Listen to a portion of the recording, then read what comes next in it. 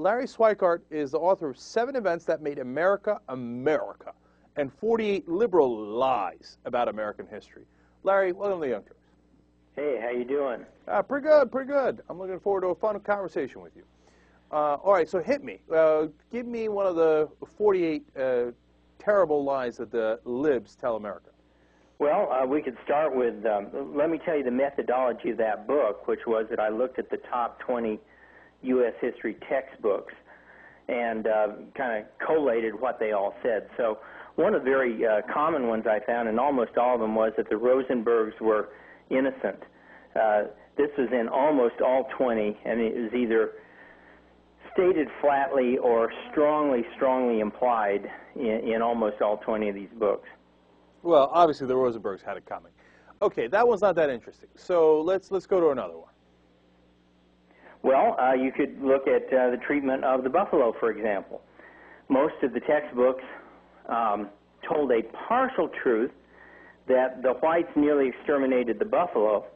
Mm-hmm. What they didn't say was that there's a whole slew of new research out there, including Princeton anthropologist Andrew Eisenberg, who says that the Indians were already on their way to exterminating the buffalo in terms of the carrying capacity of the land before the whites ever got there. Mm-hmm. Then the textbooks ignore the fact that when the whites figured out what was going on, they said, gee, maybe we ought to save these animals. And so it was the whites that basically set up ranches and game preserves and replenished the herds down from almost nothing. That can't be true, because I saw in Dances with Wolves that they care about the animals that they kill, and they usually pray over them. Or that was Avatar, but I'm not sure. Either one of those. Okay. Weren't you ready in Avatar for those blue people to break out in some sort of Indian chant at any moment? Yeah, I think it was Dances with Aliens. But anyway, but Larry, again, you know, I'm not seeing a huge scandal here. I mean, you see, I guess you're saying the libs are saying that the whites killed the buffaloes more than the Indians did. I remember in my textbook they had the guy shooting outside the train with a rifle. But you say that happened, of course, but the Indians also killed buffaloes. Okay, give me something juicy. Come on. Well, I don't know. I kind of thought that Sacco and Vanzetti were innocent was kind of juicy. I thought the Rosenbergs were innocent was kind of juicy. I thought that, you know, I'm an economic historian, so I get all excited about things like the federal government was necessary to build the transcontinental railroads. Mm-hmm. Hello, there's something called the Great Northern Railroad that was built without a dime of government money. By the way, it was the only railroad not to fail in the Panic of 1873. Okay. All right, well, so let's get to some of that stuff, right? Like, for example, you say that the founders did not create a wall of separation between church and state. How so? Well, you have to understand that the founders operated within a certain context. I liken it to the fact that in the Federal Reserve Act, gold is not mentioned. Well, but that doesn't mean the Federal Reserve Act didn't mean for the banks to use gold as a reserve. It was so commonly understood by every banker out there that gold was the reserve that the Federal Reserve Act didn't bother to put that in there. It was so commonly understood by the founders that America would act and basically be governed as a Christian nation. They didn't see any need to put in there the qualifier that, okay, well, this is predominantly going to be run under the auspices of a Christian nation. They were all pretty much practicing Christians. A few were practicing Unitarians like Ben Franklin. Only one was really a deist, and that's Jefferson. But virtually all the rest were regular church attenders. Washington prayed ceaselessly. All right. Now, Larry, I think you've gone off the reservation on that one. Okay. And by the way, on the Rosenbergs... that was the Indian question. Right, exactly. On the Sacco and Vanzetti and the Indians and the Buffaloes and the Rosenbergs, I'm not an expert on that stuff. So, you know, and I'm willing to hear any side on that. I've got no, you know, beef with either side of that. But on this issue, we've got a First Amendment that clearly says that we shall not establish a religion. Establish, yeah, that's the key word. So that seems pretty clear, doesn't it? Well, again, it seems clear today in the context of modern Americans, but in the context of what they were writing at the time, you've got virtually all of these states funding, or not all, most of the states are funding pastors and ministers with state money. You've got state prayers offered up. You have governors regularly declaring days of Thanksgiving. Right. So then in the United States Constitution says, we shall not establish a religion, perhaps as opposed to what they're doing in the state government. Well, exactly. And so that's the point that, as Justice Story put it in 1821, separation of church and state, which of course is not in the Constitution, I'm sure you know that, does not mean that there will be no religion in any state or even no association of any particular religion with a particular state. What it meant was that the federal government couldn't impose a religion on the states. Right. I mean, so again, I'm missing the big deal here. I mean, look, the Supreme Court says our interpretation of you shall not establish a religion is that the state, as in the federal government, shall not do any of the things that we think would establish a religion. Not, okay, it's not a black and white issue. Either, bam, it's a Christian country now, or it's not. There are a lot of things in between, and the Supreme Court has ruled on them one way or another. Doesn't that all seem perfectly reasonable? The Supreme Court ruled on it, though, in 1821, the Supreme Court had ruled differently. So maybe all that's missing is just a different ruling by a different Supreme Court. When you go by that method, you're just waiting on the next, majority of 5 guys to change what is, quote, in the Constitution. In 1821... What we need to do is to look at how the founders saw their milieu, their culture, in terms of what they meant when they wrote these things. And they certainly did not mean that the U.S. was not to be a Christian country. But that's just they not meant true. That one sect of Presbyterians or Anglicans or whatever it was not to have state funding of religion. No. Okay, look, you raised a couple of things. First of all, the Supreme Court in the 1820s also ruled that black people were property. Exactly. Okay, so, no. So they changed on that, and they've had different rulings on what is considered establishing a religion. That makes perfect sense. I'm glad they changed on that. So, and then they've got to rule on it one way or another.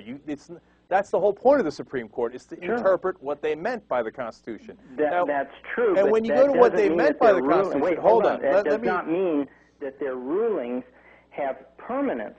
As we've just seen with McCain-Feingold, for example, rulings can last as short as only a couple of years. So what do you want them to say? You want them to say, shall not establish a state religion means that it's actually that we're a Christian nation?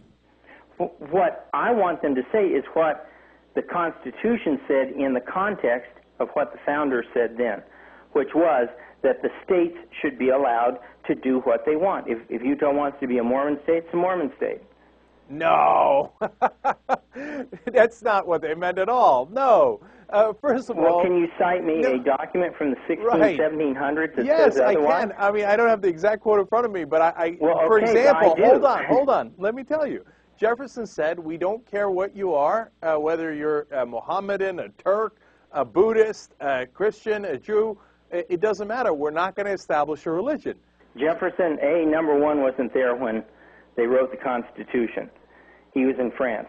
Number two, his opinion was just that, a private opinion conveyed to a group of people. So the Founding Fathers who you don't agree with just have private opinions, and the ones that you think you agree with, their opinion counts. Not at all. What I said was Jefferson was not there when they wrote the Constitution. You think he might have been a little relevant, what's in the Constitution, you should ask the people who were at the Constitutional Convention what they meant. And Madison's pretty clear by these things. Yeah, it was pretty clear. He said, we shall not establish a religion, and furthermore, we shall have no religious test for any political office holder. And you have to understand it within historical context, so you talk about that, Larry. That's right. And okay, what was he talking about? Hold on. You got to let me finish. No, you got to let me finish. One at a time, okay? We've given you a lot of opportunity here. Look, within the historical context you're talking about, in the whole world, every single country had a religion. We were the first nation, America was, to say that we shall not have a religion. We shall not establish a religion. I don't know why... You didn't answer my question. Was Madison talking about the federal government or the states? My sense of it is that the Supreme Court is right, that he was talking about the federal government and eventually the state government, because look, that's going to get into the whole the jurisprudence of the Supreme Court throughout its history, how we've taken federal clauses and applied them to the states. Because under your rationale, then you could also say, well, look, the 14th Amendment changed that for the federal government, but if the states still want to discriminate against blacks, okay, the Supreme Court was wrong about that. And that logic's pretty tortured. Let's go back to the original premise. What does the, quote, separation of church and state, which is a clause that does not even appear in the Constitution, really mean in the context of what Madison wrote about the establishment of a religion by the federal government? And what it means is exactly what it says. All right, let me try one last thing with you, You can read into it what you want, but it means what it says, that the federal government, not states, the federal government shall not establish a religion. On this note, let me try one last thing with you. So under your logic, you're saying that applies to the federal government, but the state governments are happy to do what they like to do. So if Michigan decided that it was from then on a Muslim state and said, you know what, we're going to do Sharia law in Michigan, you'd be cool with that? I would be fine with them doing, saying Michigan is going to be a Muslim state, but as soon as you say that we're going to do Sharia law, then you've got a problem because that conflicts with other federal rights that are guaranteed by the Bill of Rights. So, for example, I am fine with a state saying, okay, we're going to be a Scientologist state, but that would not go so far as to include the ability, for example, for someone to deny medical care to a minor. All right. That's where we have our disagreements. I agree with the Supreme Court that that also applies to the states, so that California can't be a Scientology state, Michigan a Muslim state, Texas evangelical state, whatever they want to be. And we have all these states who declare themselves a different religion. To what end, I don't know, because then they'd run into problems with federal law, as you just said right there anyway. Well, they would not run into federal law. That's not in the Constitution. Do you know of a Presbyterian who regularly violates federal law by being a Presbyterian? I don't know, man. Look, there's a million versions of Christianity. Some of them shake and speak in tongues and use snakes or whatever. And yeah, I got issues of your with that. civil rights how? I don't know. I don't want them shaking near me. Oh, so so whenever you disapprove of a religion, you get playing, excluded. Larry. I'm playing. Come on. And okay. Besides which, you think Christians don't try to impose their way of thinking on the rest of Americans? Have you seen this country? No, Armageddon's coming. Let's make sure there's no peace deal between the Israelis and the Palestinians. They actually win on those issues. So they have the effect on our policy more than anything else. All right, but look, on a different issue, real quick here, because we're running low on time. One other thing you mentioned in the book I found interesting. The book, by the way, is 7 Events That Made America America and the 48 Liberal Lies about American History. And these are different books. We ought to make sure people understand that. Oh, is that right? Oh, sorry about that. Your PR notes were a little confusing on that. Sorry. Or the notes I got, I should say. My bad. Mikhail Gorbachev is not Ronald Reagan was responsible for ending the Cold War. You think that's a lie? It was actually Reagan, not Gorbachev. Right. You know Gorbachev was the head of the Soviet Union, and he made the decisions that wound up unraveling it. And when did he make those decisions? When Ronald Reagan was president, and I was running for 9th grade class president. That would be about almost 4 to 4.5 years after Reagan's policies were in place, in which the Soviet Union was denied access to such things as computers, bank loans from American banks, which the American military built up, convinced them that they couldn't win. All right, look, that's an interesting theory, and I'm not one that I don't necessarily disagree with, but I don't think they should put in a history textbook that Gorbachev was not in charge of the Soviet Union, and it was, in fact, all Ronald Reagan's doing. Oh, no, and I would certainly say he's in charge of the Soviet Union. That's not the, if you want to read the quotations that I quoted from the textbooks, they basically ascribe all the end of the Cold War to Mikhail Gorbachev suddenly waking up. He goes to bed, Nikolai Lenin, he wakes up Milton Friedman, he decides he's going to liberalize Russia. All of a sudden there's no more problems. And the fact is he doesn't pull the SS-20s out of the Urals until Reagan puts the Pershings and cruise missiles into Europe. He doesn't pull out of Afghanistan until we start shipping Stingers No. to the Look, the you can make an Mujahideen. argument. You can make an argument that he tried to keep the Soviet Union tried to keep up with America, and they couldn't. That's a good argument. But here's why they made all the decisions they made: because they ran out of money, Lebowski. Okay, they just ran out of money because their system doesn't and work. Why did they run and out their of money? system They ran out of money. Their system doesn't for work a whole bunch of reasons. One of which was that Reagan was spinning them into the ground. No, it's because communism was never going to work. And it's not like Reagan made communism bad. Communism didn't work to begin with. So, all right, anyway, I know, Reagan's a god. All right, listen, Larry Schweikart, fascinating book, or apparently it turns out a couple of books. Thank you for joining us on the Young Turks. We appreciate it. Okay, thanks. All right, we'll be right back.